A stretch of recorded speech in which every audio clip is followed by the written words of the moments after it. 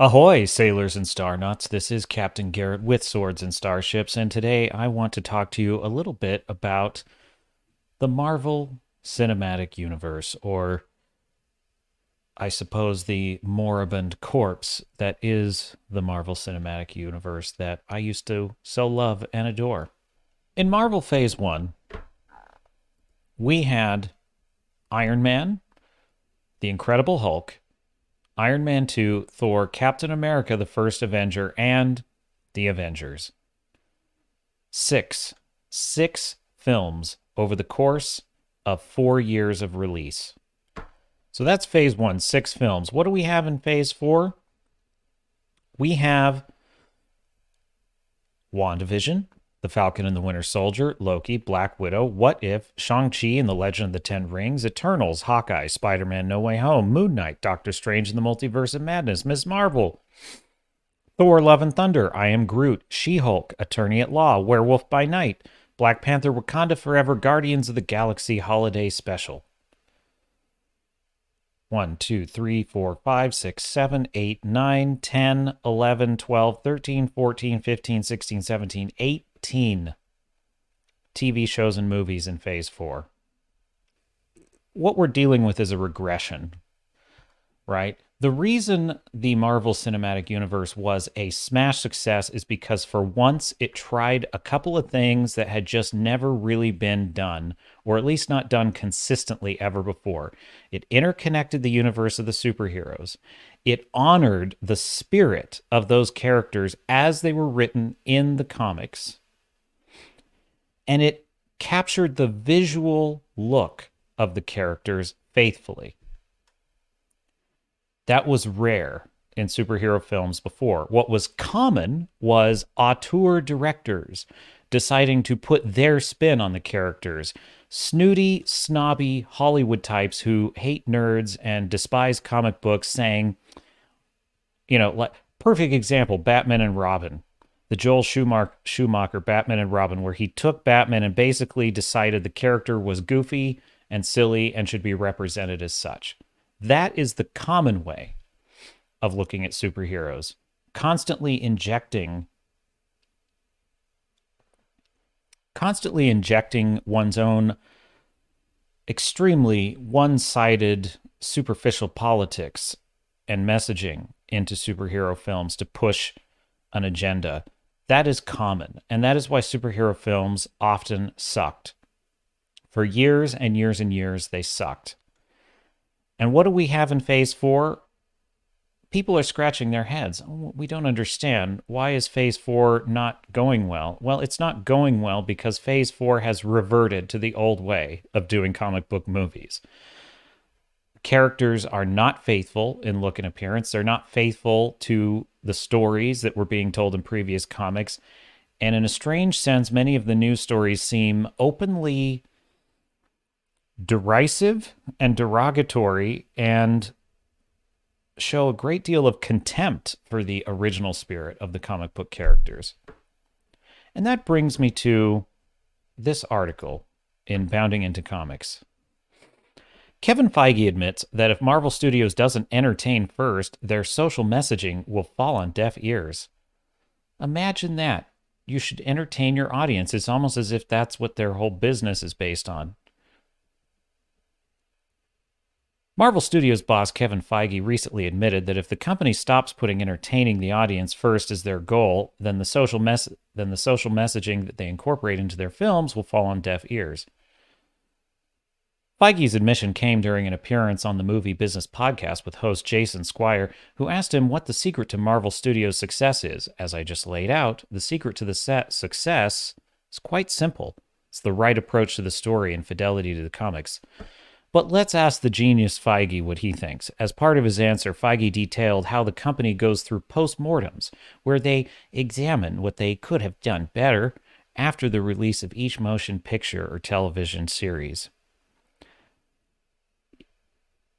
Could I offer a suggestion about what to add to those postmortems?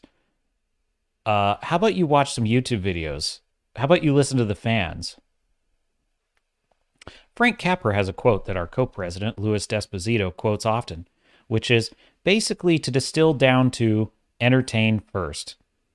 You can have as many beautiful messages and beautiful life theories and beautiful thematics as you want to put into the world that all of us do and all of our filmmakers do. But if you're not entertaining first, it will fall on deaf ears. I beg to differ with this characterization of filmmaking. I submit for your consideration that the best filmmakers, true filmmakers' primary goal is to entertain not only the audience, but themselves. I think the purpose of being an artist and a writer is, in a real sense, first to entertain oneself. You are the first member of the audience. As a writer, I am the first member of the audience. I write things that I would enjoy reading or seeing myself. And within that, the idea that you have to put effort into putting a message or a life theory or a thematic into a story is a bit backwards to me. Those things emerge naturally as part of the creative process because we are all influenced by the things we believe and the theories we have. And, I would argue one of the most influential things to an artist is the inner conflict that they have about different things. None of us, well, I won't speak for everyone. I think it's pretty rare that any individual is completely decided on every aspect of their beliefs. In fact, I'm deeply suspicious of any human being that is absolutely certain of all of their beliefs and has no internal curiosity or dialogue about what things they might be wrong about. So, in a way, writing and creating art is about having that conversation that's going on within yourself in a story. That's not something you work at. That's something that emerges naturally when you set out to tell an entertaining story. Feige is essentially putting forth he's essentially implying what is exactly the problem, which is all these Hollywood snobs have it exactly backwards. They are undertaking to put as many beautiful messages and life theories as possible into their work, aka shoving a bunch of woke propaganda garbage down our throats and lecturing us and making us feel like shit about the society we live in and the world we live in and the species that we are and everything else and the giant plastic garbage patch in the ocean and blah, blah, blah. That is what they are undertaking to do. They are the exact, in purely artistic terms, not in terms of necessarily motivation, they are the equivalent of what artists were in the Soviet Union or in Germany during a certain World War II period. They produce art that is to push a belief system which must be accepted by the masses. They are using art as a weapon, more or less, regardless of how noble or just they believe their message is. That is how they're using it, and it's why their stories are garbage. If they simply set out to entertain to begin with, they might find that their messages, if their craft has finesse, and if they are skilled, they might find that those things naturally appear in their stories and are considered by their audience. Their audience might be invited to think rather than lectured and demanded to conform. Feige says, I think that's always been the way. Thankfully, you're making the kind of movies that you love to see that also go into entertaining yourself, which is what we also try to do here at Marvel Studios. I don't think that's what you try to do.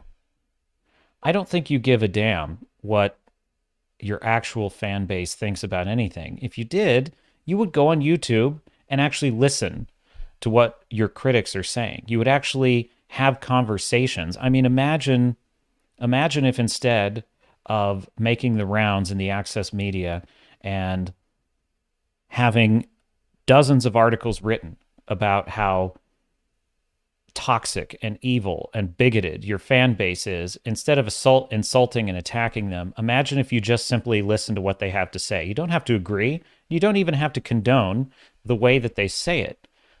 But they are your customers. They are the people that are the reason that any of this has succeeded. To the extent that comic books became popular, it was because they earned an audience. They earned an audience who then made popular these characters. You know, the Game of Thrones TV show would never have happened if, for decades, the fans of those books had not been shoving those books into the hands of other people saying, you got to read this book. It's called A Game of Thrones. You're going to love it. It was the readers, it was the bookworms who loved fantasy and loved the world of Westeros that made those books popular, which later made it possible for the smash hit Game of Thrones. The problem with these Hollywood idiots is that they achieve this success and then they forget how they got there. And they forget who their employers are. The problem with Feige here is he says that, you know, we do a postmortem and we try and get a sense of what went wrong. And the problem is you're getting that sense of what went wrong from other people in your industry and from obnoxious Twitter trolls who agree with your worldview. That's where you're getting your feedback, when you should be getting it from your customers and you should be listening to them.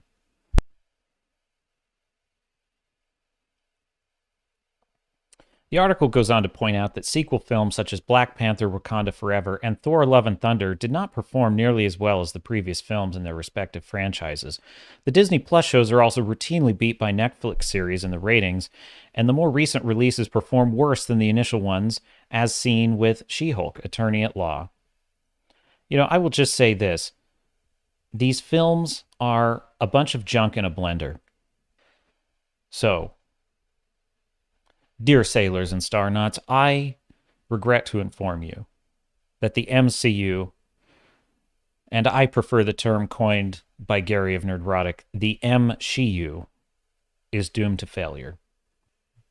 It was creative filmmakers, writers, directors, actors who cared about the source material, who took it seriously, and set out to create an entertaining and exciting adaptation of the original work, and then take the additional step of subtly and carefully interconnecting those stories and allowing them to live in the same world.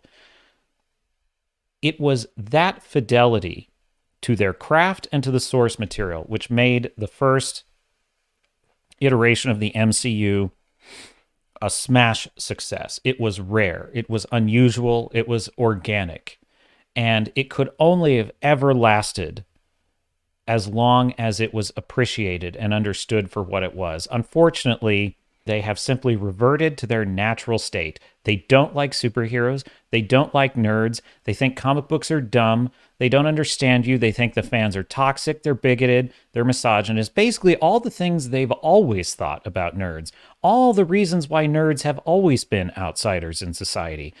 This strange culture in which the Big Bang Theory has promulgated the idea that nerds are cool and popular is a myth.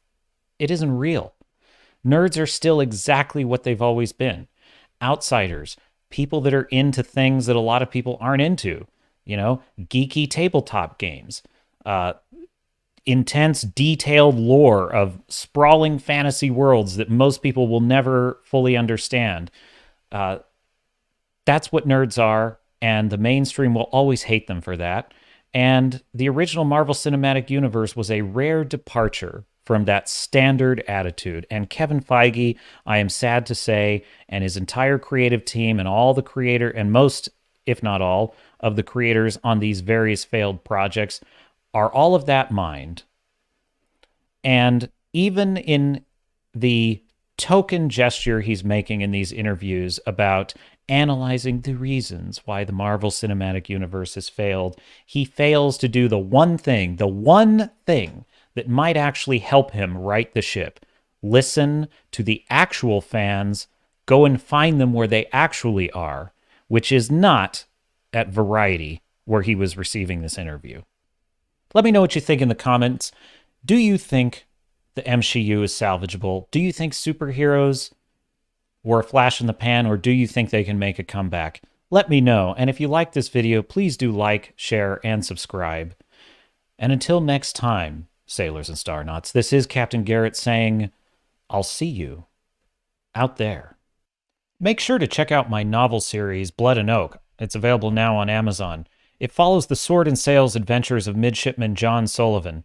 When his sister is kidnapped and sold into slavery by the Barbary pirates, this daring young Navy officer embarks on a suicidal quest for rescue and revenge. It's available now on Amazon in Kindle, paperback, and a fantastic audiobook narrated by Travis Baldry. I'm not just giving commentary and commenting on the problems in entertainment.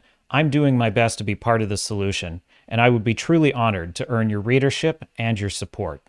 Until then, I say hail to you, hail to the fellowship, and hail to the Iron Age of entertainment.